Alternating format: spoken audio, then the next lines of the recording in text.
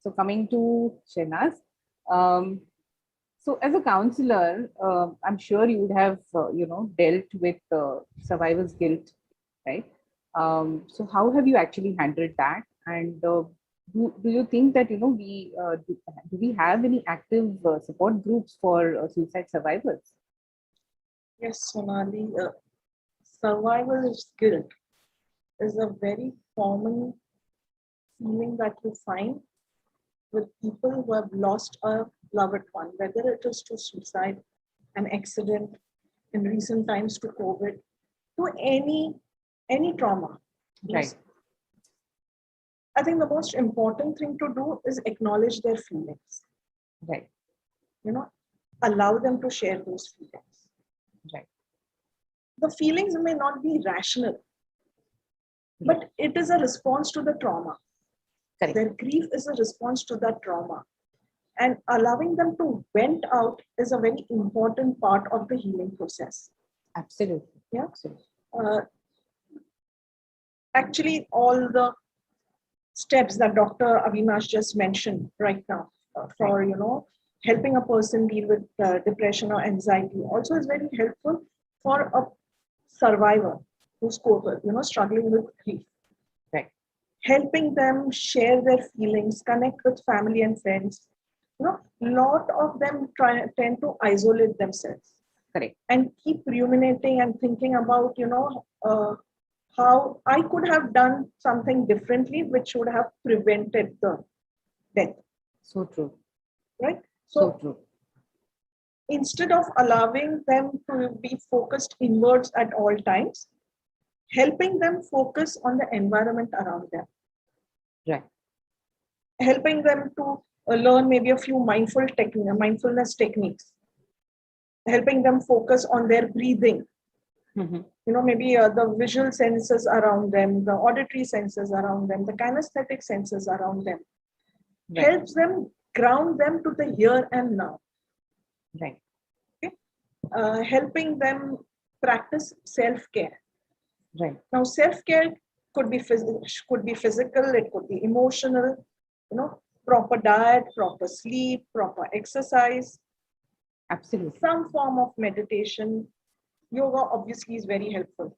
We keep harping on yoga and meditation. I think all mental health professionals do. Yes. But its benefits cannot be emphasized enough.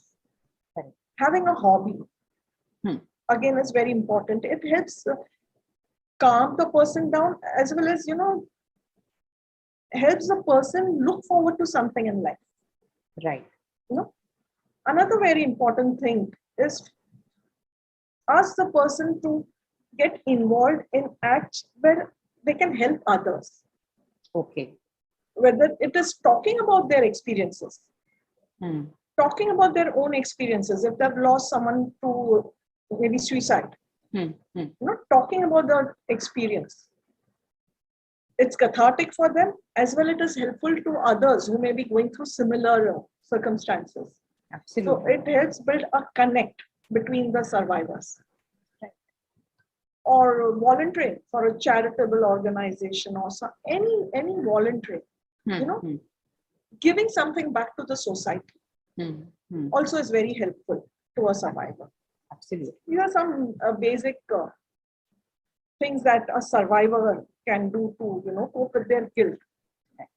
Having said that, let me also say that if that guilt continues for a longer duration, and the person experiences symptoms of anxiety and depression, and despite all efforts, those symptoms don't abate, it's time to see a mental health professional. Right. As far as active support groups are concerned for suicidal, there are a lot of helplines. There are a few helplines that are available. Okay. Where a person who's feeling suicidal or in any kind of distress doesn't just have to be suicidal. Correct. They can call up and speak. There is the Samaritans, obviously. Correct. There is iCall from that is operated by Tata Institute of Social Sciences. Right. There is Vandrewala Foundation. There is ASRA. Right. Across India, there are other centers of befrienders national.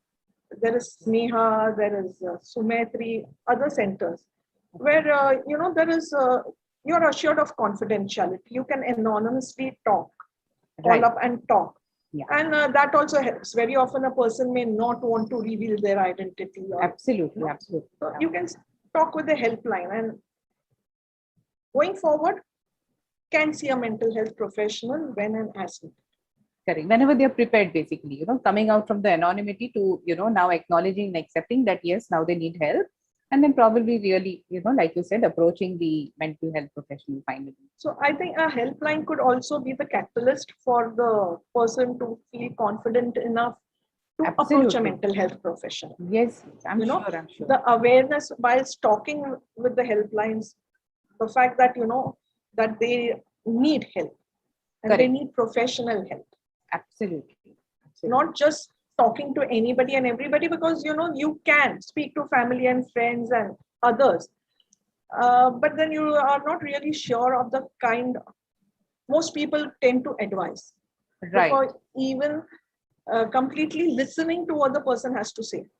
The person has said two sentences and you're ready with an 5-10 advice. Ye kar, wo mat kar, aisa kar. Yes. So that awareness in the person that yes, I, other than talking to family and friends and the helpline for the volunteers, Correct. I need to see a mental health professional. Perfect. Perfect. Yeah. Thank you. Thank you so much, Shernaz, for that view. I'm sure once people feel confident, then they are in a better position to actually, move forward in their life and actually take some ownership for their own life, because it cannot be that, you depend on others around you for what's going on in your life, right? Somewhere you need to acknowledge and accept and, of course, own it as well. Right? Thank you. Thank you so much for that.